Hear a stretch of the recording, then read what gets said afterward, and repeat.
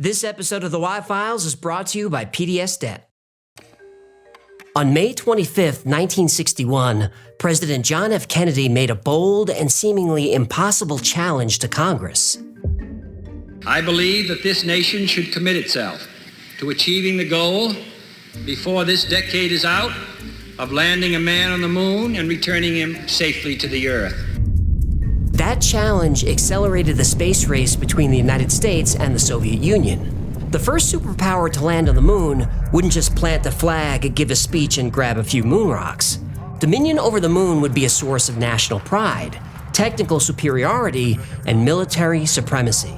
By 1965, lunar probes from the US and the USSR were sending back the first pictures of the dark side of the moon.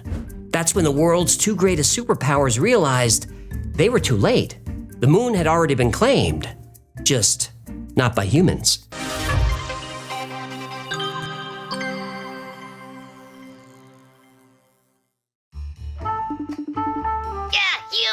Human! Thank goodness! What is it now? I need a company credit card. It's an emergency. Nope. Last time I let you use the card, you spent $3,000 at Home Depot. So what? I was trying to do something nice for your wife. So you bought her a jackhammer? Well, I overheard her asking you for one. So, last night Gertie and I were watching 9.5 Weeks. Please don't. And it gave us a great business idea. We just need a little dough to get it going. Another business. What is it this time? We're making homemade jam. We're calling it toe jam. Jam? It's a sweet food made from fruit and sugar, boiled to a thick consistency. I know what jam is! My baby personally mashes the fruits with her camel toes. Gives it a natural, earthy taste. We've been experimenting with some interesting flavors. Look, I don't even want to... We got the berry sticky beaver. That one's made with fresh, squeezed beaver musk. I said I don't want... Oh, our favorite is Sea Jam Delight. Is that what was on my toast this morning? Oh, yeah, pretty good, huh? It tasted like wet dog and prunes. That's gonna be our bestseller. Tastes great, it's completely organic, and it helps you with your PMs. Please stop describing everything. Come on, human, we're up to our gills in credit card debt here. Only jam is gonna get us out of this jam. Why don't you just call PDS Debt? Oh, did you just spread your way into today's sponsor, perchance? I sure did. PDS Debt is a top-rated company on Google and has an A+ rating on the BBB. They have options for anyone struggling with a lot of monthly debt payments. Credit cards, personal loans, collections, medical bills. Everyone with over $10,000 or more in eligible debt qualifies. Yeah, but my credit score might make this a little sticky. Well, there's no minimum credit score required. Bad and fair credit is accepted. You can save thousands in interest and fees and pay off your debt in a fraction of the time.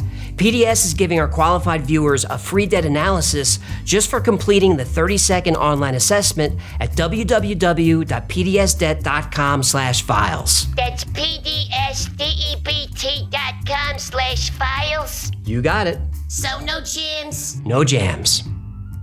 Wait, are you crushing fruit in my bathtub? You can stop crushing those plums, honey. No, the fruit, you dirty, naughty camel. Hang on, let me ask him. Hey, human, do you mind if we borrow that jackhammer?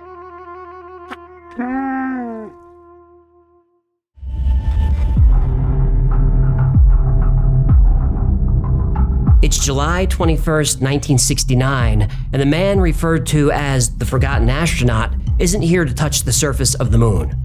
That job belongs to Neil Armstrong and Buzz Aldrin, who are 60 miles below.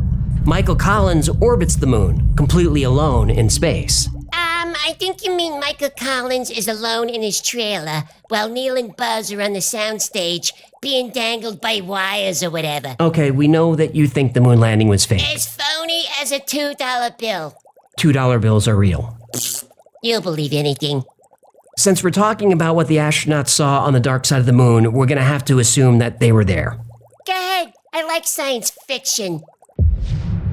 That's one small step for man, one giant leap for mankind. While Armstrong and Aldrin take the historic first steps for mankind, Collins heads toward the dark side, or far side of the moon. It's technically not dark at all, we just call it that because we never see it.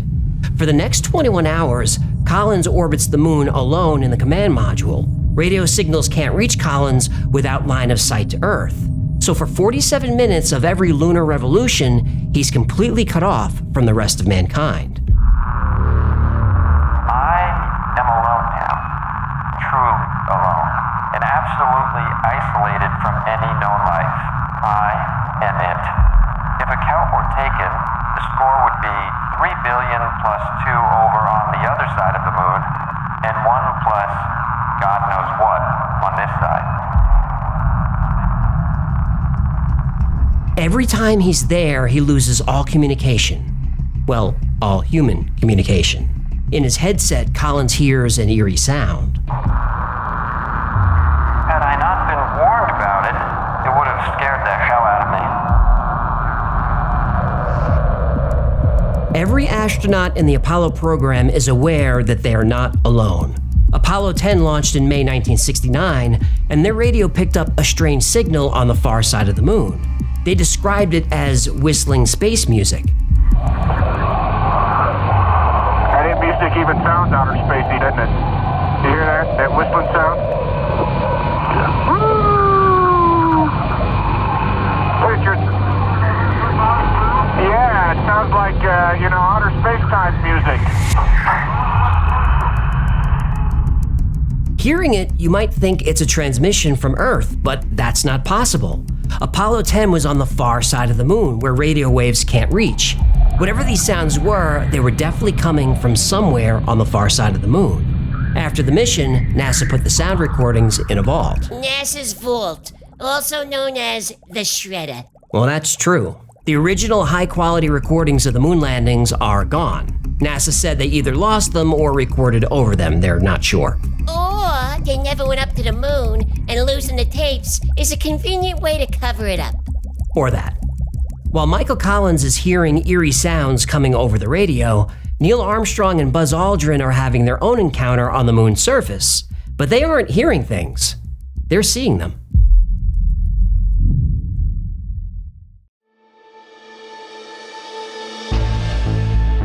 NASA may have lost the tapes, but we still have transcripts of radio communications. There are hours and hours of conversations between the astronauts, ground control, even the President of the United States. But here's something strange. 2 minutes of radio communications are missing. But we do have the transcripts of those minutes. And the transcripts explain why the audio is missing. The astronauts definitely saw something on the moon. No, not enough to believe. No one's gonna believe this. Whistle. I say that there were other spaceships. They're lined up on the other side of the crater. There they are, and they're watching us.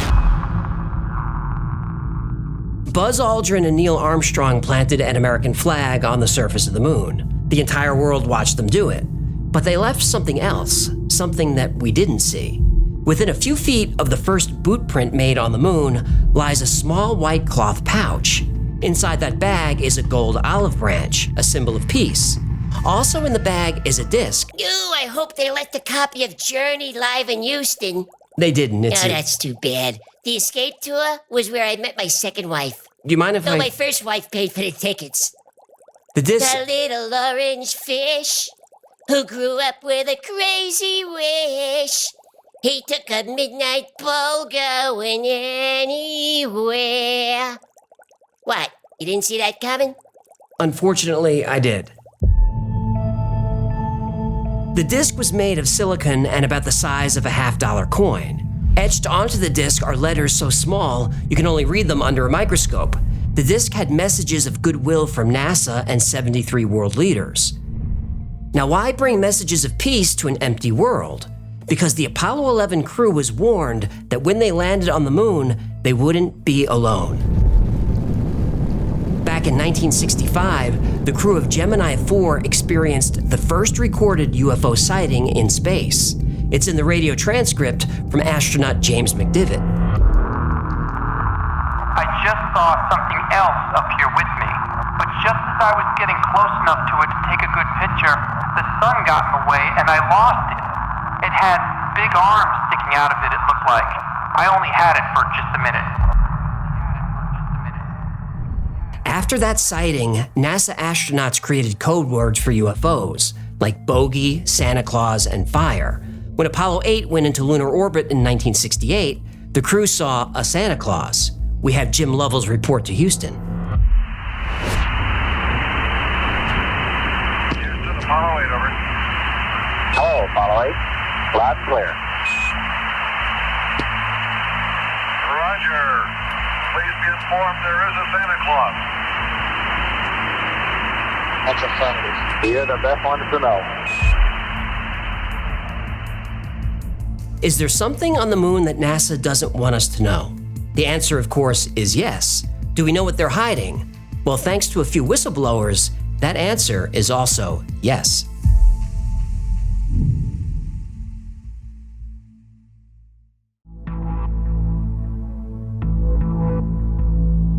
It was 1965 when Airman Second Class Carl Wolf was summoned to NASA's Lunar Orbiter Project facility. He was in a hangar surrounded by scientists, but what struck him was these scientists weren't just from NASA or just from America, they were from all over the world. And the first thing I thought to myself, if this is NASA, what are all these foreigners doing here? What are all these people from other countries speaking other language? Didn't make any sense to me. And they looked concerned. You know, what are all of these people doing here? And they were very quiet, very reserved, and there was a very peculiar pall hanging over them. They had a very concerned demeanor. Carl was just a technician. He was there to fix a piece of equipment that processed images from the lunar satellites. So he went into the dark room where the imaging equipment was. Now, while waiting for clearance to move the equipment to a better workspace, another airman working there shows Carl something life-changing. About 30 minutes into the process, he said to me, in a very distressed way, by the way, we've discovered a base on the backside of the moon. And then he proceeded to put photographs down in front of me, and clearly in these photographs were structures, mushroom-shaped buildings, spherical buildings, and towers. So Carl finishes the job and goes home. He was excited to learn more about these moon bases on the evening news. That news report would never happen. Then Carl realized there was a cover-up, and he was part of it. So he blew the whistle and started doing interviews. During a national press conference in 2001, he said he was willing to go before Congress under oath. And I will testify under oath before Congress that what I'm saying is the truth. He never got to testify. No, here we go. Please say he's alive and well and didn't die in a mysterious unsolved case with no suspects. Well, He died in a mysterious unsolved case with no suspects, didn't he? while on a bike ride near his home, Carl Wolf was hit by a truck and killed. Son of a bitch. But Carl wasn't alone. Dr. Ken Johnston also knew NASA was lying. From 1969 to 1972, Johnston worked with NASA as an aerospace engineer at their Lunar Receiving Laboratory. If something came back from the moon, he helped catalog it, including photos taken by the Apollo astronauts. And what he saw was stunning. There were photos of alien cities and ancient machinery. There were ruins, domed buildings, stone towers, and objects that seemed to defy gravity. A supervisor asked him to destroy all the photos of the moon's surface. Johnston did, but he secretly held on to one set of pictures. After he came forward in 1995, Dr. Johnston was dismissed and never worked for NASA again. Donna Hare is another former NASA employee with secret clearance. I was talking to one of the techs in there, and he drew my attention to a photograph, a NASA photograph. It had a dot on it, and I said, "What is that?" Well, he drew my attention to it, and I said, "Is that a dot on the emulsion?" And he's smiling, and he has his hands crossed, and he said, "Round dots on the emulsion don't leave round shadows on the ground." She said that NASA scrubbed UFO and alien anomalies from their photos, sanitized for our safety.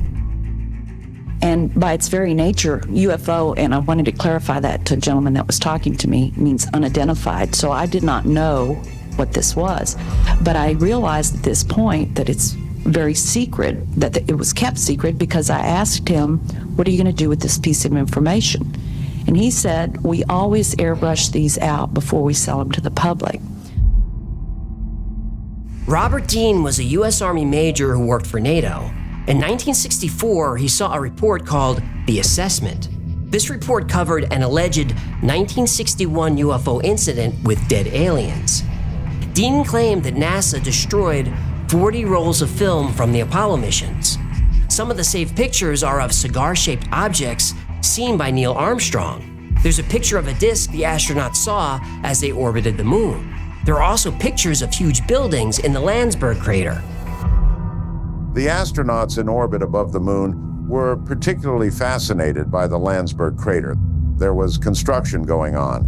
There were gigantic facilities in the crater up there, so they were specifically delegated and assigned to photograph Landsberg to see if they could figure out what the hell was going on down there. While they were looking at Landsberg, this object happened to express interest in them and flew by. These were the pictures of objects that appeared outside the astronauts' windows. Time and again, mysteries of the far side of the moon were discovered and documented. Time and again, they were suppressed. Time and again, brave witnesses have come forward to expose this suppression. Time and again, many of those witnesses died before they could testify.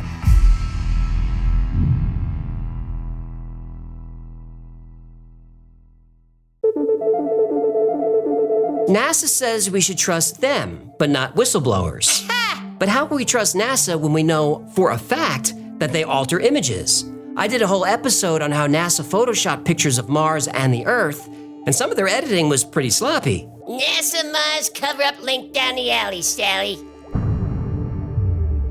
In 1994, the Clementine orbiter took 2 million pictures of the moon's surface. When they were released to the public, people started noticing that many of them had sections that were blurred out.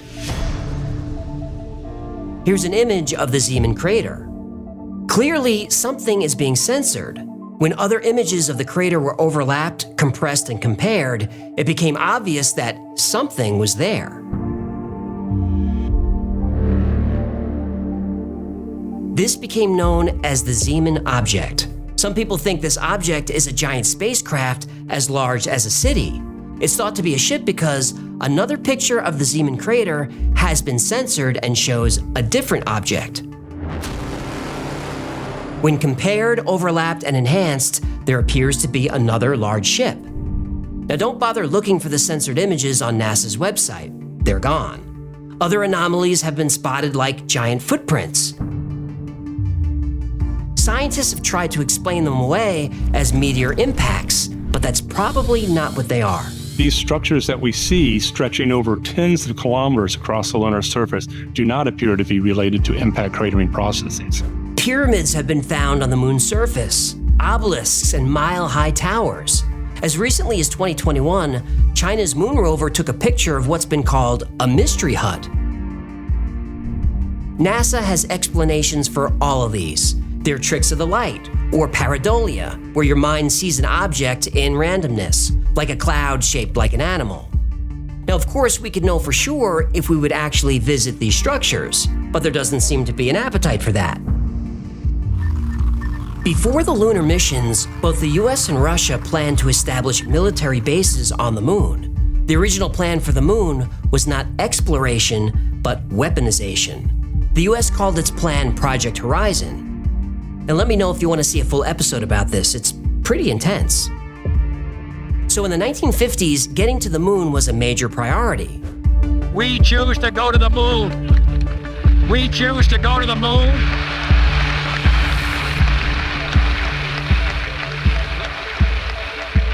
We choose to go to the moon in this decade and do the other things. Not because they are easy, but because they are hard. Because that goal will serve to organize and measure the best of our energies and skills, because that challenge is one that we're willing to accept, one we are unwilling to postpone, and one we intend to win. Ignition sequence start. In the 1960s, both the United States and the Soviet Union scrambled to get a man on the moon. 0, all engine run. It is for these reasons that I regard the decision last year to shift our efforts in space from low to high gear as among the most important decisions that will be made during my incumbency in the office of the presidency.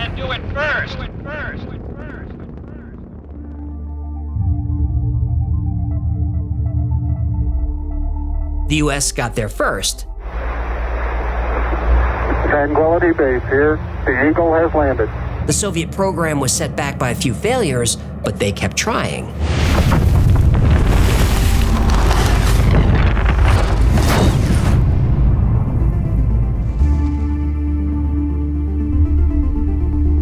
Apollo 17 was the last manned mission to the moon. That was December 1972. Although more missions were planned, the United States canceled them. In 1972, the Soviet lunar program was no longer a priority. And in 1974, the Soviet Union officially canceled its program. Now, if I were a conspiracy theorist, I would think that both the US and the Russian government, despite being enemies, agreed to stay away from the moon. In 1972, the only way those two countries would agree on anything was if they were forced to. The USSR and the US were the only superpowers on Earth, but there was another bigger superpower, and this one was on the moon.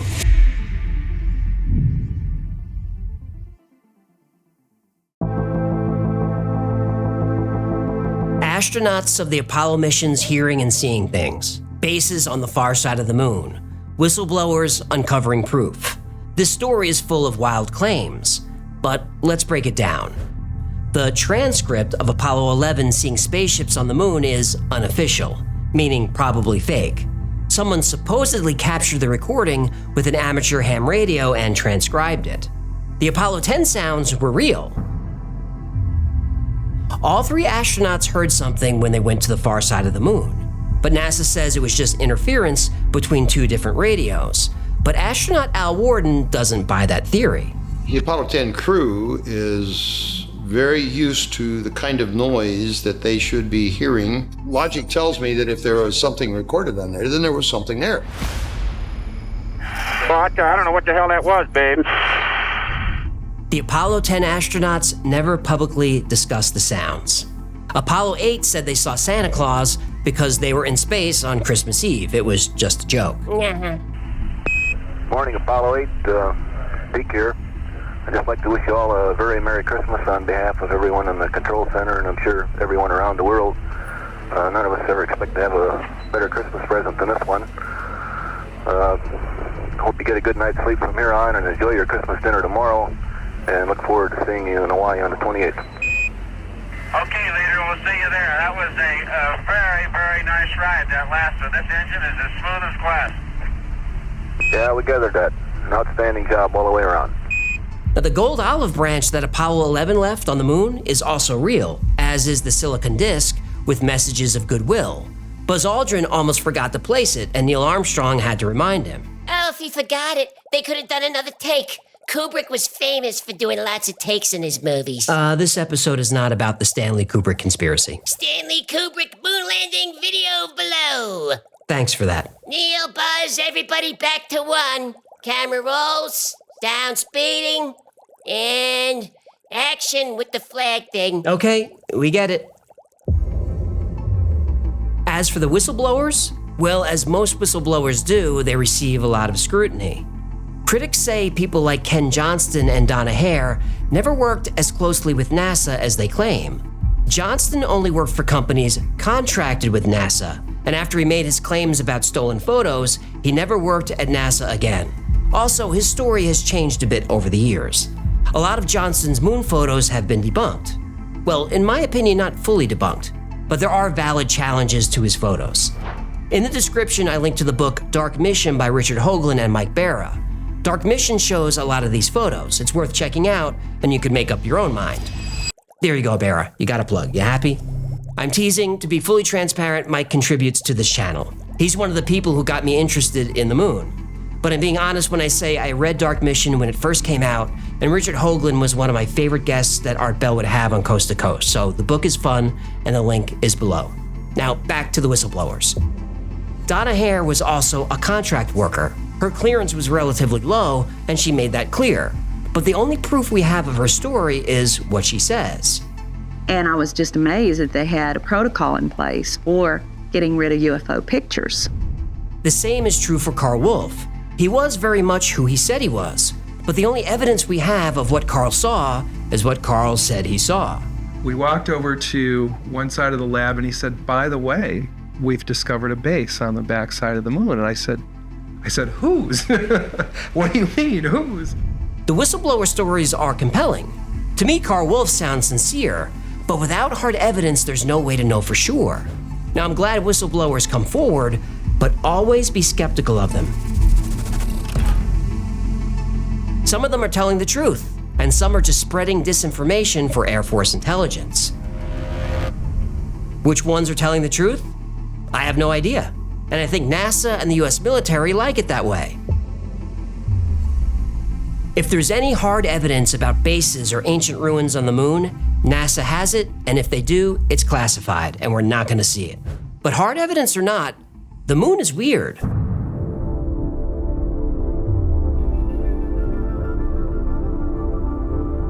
No matter how wide a crater is, the depths are pretty uniform. It rings like a bell for hours when struck. It's too large and too close to the Earth. No other planet in our solar system or any other solar system has a moon like ours. The moon shouldn't even be there. Hello, Moon Theory link on the deal. And the far side is even stranger. It's completely different from the side that faces us. We first learned this in 1959. That's when the Soviet space probe Luna 3 took the first pictures of the moon's far side. It's paler. Its craters are several miles wide and completely cover the entire back surface. The crust is 30 miles thicker than the crust on the side that we see. Scientists theorized the moon formed from two separate moons that slowly collided into one. But it's odd that one side of the separation perfectly faces us and the other side is perfectly hidden. That's a strangely accurate space collision. Oh, so this theory says the moon is like a McDLT. How's that? One side cold, one side hot, but forms a perfect burger. No, it's just a theory. The McDLT is not a theory. It's a delicious fact. I'm talking quarter pound of beef on the hot side. The new McDLT. Those were pretty good burgers. I don't know why they didn't bring those back. Well, it took 50 years, but there's finally renewed interest in the moon. Just last week, China's Chang'e 6 mission collected the first samples ever retrieved from the far side of the moon. NASA plans to send astronauts to the lunar South Pole in 2026 as part of its Artemis 3 mission. India, Russia, and Japan have lunar missions planned. Same with the European Space Agency, South Korea, the UAE. Looks like we're in a space race once again. And private companies have also joined the race. SpaceX, Blue Origin, Firefly, and at least 5 other American companies have moon missions planned. At least 10 other non-American companies are also going. This is exciting, but I still have this nagging thought. There are a few former astronauts, a few whistleblowers, and even a few remote viewers who claim they saw aliens on the moon. And they say those aliens are not friendly. But we're going. Within the next 10 to 20 years, the moon is going to be a very crowded place. Whatever's up there, we're going to know about it. And if it turns out that aliens are on the moon, then one of two things happens. 1, it's the greatest discovery of the human race. Or 2, it's the end of it.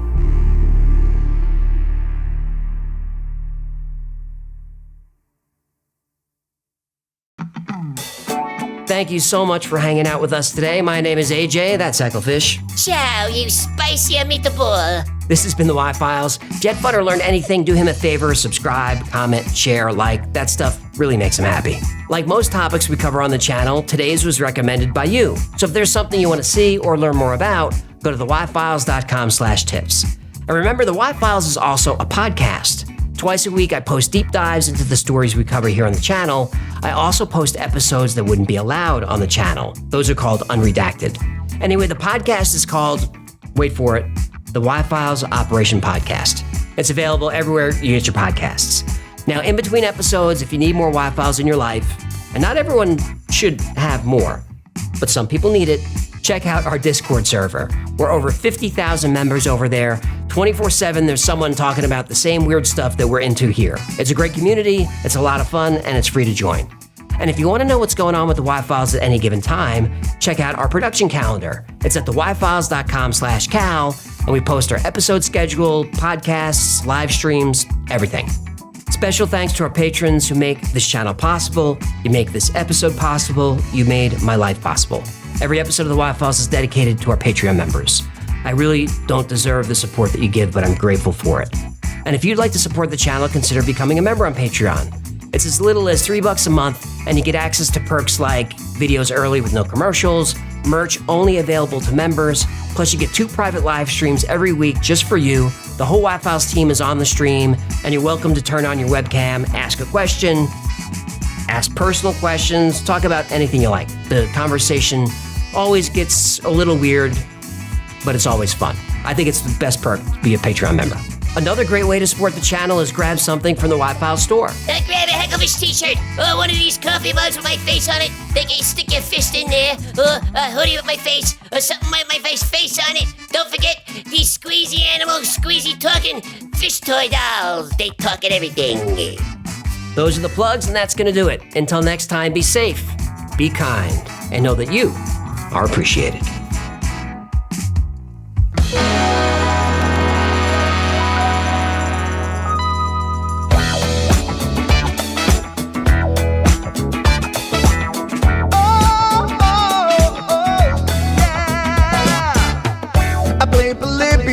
In Area 51, a secret code inside the Bible said I would.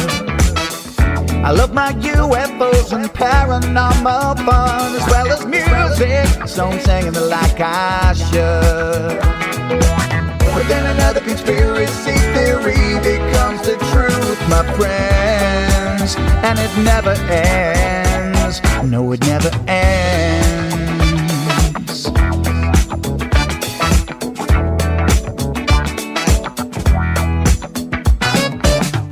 I feel the crap cat and got stuck inside Mel's hole with MK Ultra. I'm being only too aware. Did Stanley Kubrick fake the moon landing alone on a film set, or were the shadow people there? The Roswell aliens just fought the smiling man, I'm told, and his name was Cold. And I can't believe I'm dancing with the fish.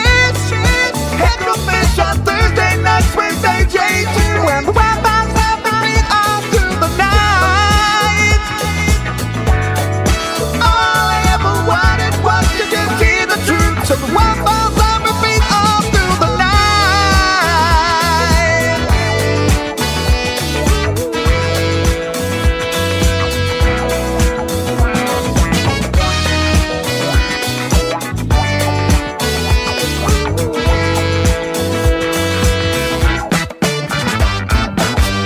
The Mothman sightings and the solar storm still come to Agatha, the secret city underground.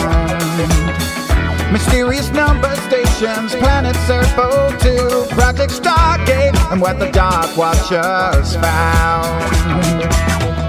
We're in a simulation, don't you worry though. The Black Knight satellite, it told me so. I can't believe I'm dancing with the fish. Hecklefish on Thursday nights, Wednesday J2, and the Wi-Fi's helping me all through the night. All I ever wanted was to just hear the truth, so the Wi-Fi's helping me all through the night. Hecklefish on Thursday nights, Wednesday J2, and the Wi-Fi's helping me